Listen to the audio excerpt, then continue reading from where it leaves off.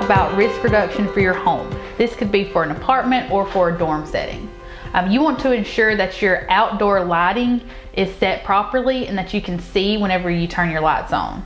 You want to remember that if you're leaving, to pre-turn your lights on so that when you get back in the dark, you can see. You also want to consider getting motion censored lights so that anytime somebody walks up, it's well lit and you can see the area. Keep your doors locked even if you are not home or even if you are home. Just make sure your doors stay locked. Keep your windows closed and keep your windows locked. When answering your door, you always want to check to see who it is first and ask who it is, especially if you're not expecting someone to be dropping by or to be bringing you something.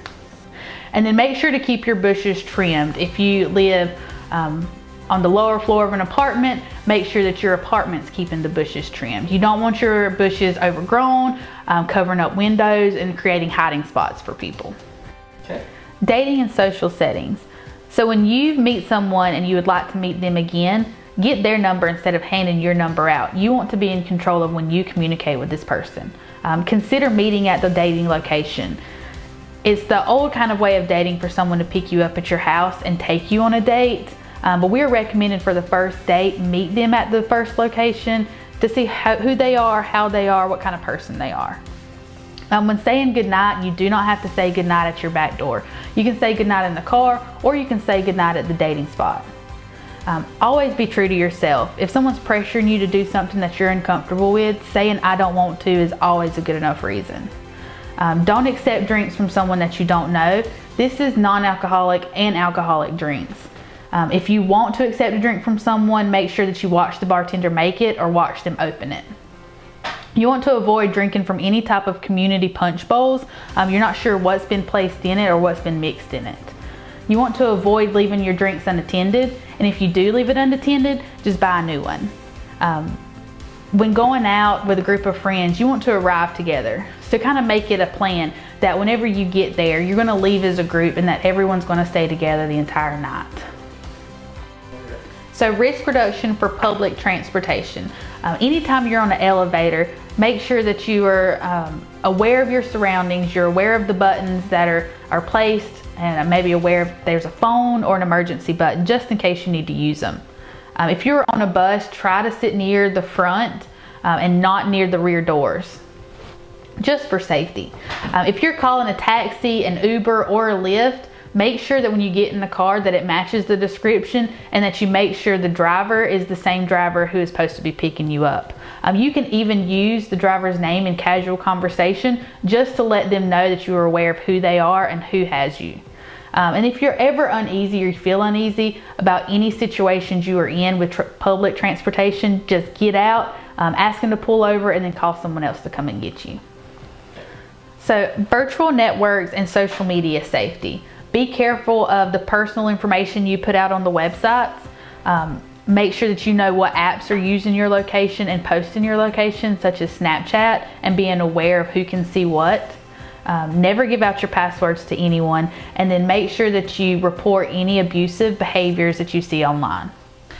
Risk reduction when using your vehicle and when parking is very important. Try to have your keys in your hand when you're on your way to your vehicle. Not only does this give you a quick access for some kind of defense weapon, but it also helps you to get to your car and to get in your car quicker. Before you arrive to your car, you can do a visual check. Like as you're walking to your car, you can look under it. Maybe as you're getting in, you can look through the back seat to make sure no one's in your vehicle if you accidentally left it unlocked. Please make sure that you lock your doors as soon as you get in or out of your vehicle. A lot of times when you get in, you can put the car in drive and your doors will automatically lock. So if you're going to be sitting there a while on your phone or whatever you're doing, just make sure to lock your doors as soon as you get in. When parking, make sure to park in a well-lit area. Maybe if you're going to the grocery store and it's dark outside, park directly under the lights. You are less likely to be attacked or approached when you are in a well-lit area. Make sure that you're cautious of parking next to large vehicles, maybe vans or really large trucks. You want to be able to see your vehicle and let other people see your vehicle. Some extra tips to help keep you safe and reduce your risk is basic things like keeping your cell phone charged. If you're going somewhere, have it charged before you go. Program emergency numbers into your phone. Try your best not to walk anywhere alone, especially in isolated areas. If you're in an uncomfortable situation, pretend to talk to somebody on the phone, especially if someone's too close for your comfort. Be alert of your surroundings. Pay attention to who's around you and what's going on around you. If you like to go for a jog or for a run, maybe leaving one of your ear pods out and just listening to the other ear. This allows you to keep your surroundings next to you and to hear if someone's coming up behind you or if someone's coming from the side. Keep a little bit of cash on you, or maybe a little bit of extra cash in your in the glove box of your car. Just in case if you ever run into a problem where your debit card doesn't work or you have no money, you have some extras just for safekeeping. If you ever encounter a situation where you feel like you're being attacked, try to stay calm and then use your voice to yell no. You don't just want to scream, because people scream when they're laughing and when they're having fun. You want to make sure people around you know you're in trouble. Whenever you return home, watch out for anything that's out of the ordinary. Be cautious of what's going on in your own home. If there's anything that you feel like's wrong, call the police right away. Know your resources and know how to get help. Whether that's police, family you can contact, a church community, whether it's the Haven or other local shelters, or maybe it's just a friend or a support group. But know who you can contact whenever you need it.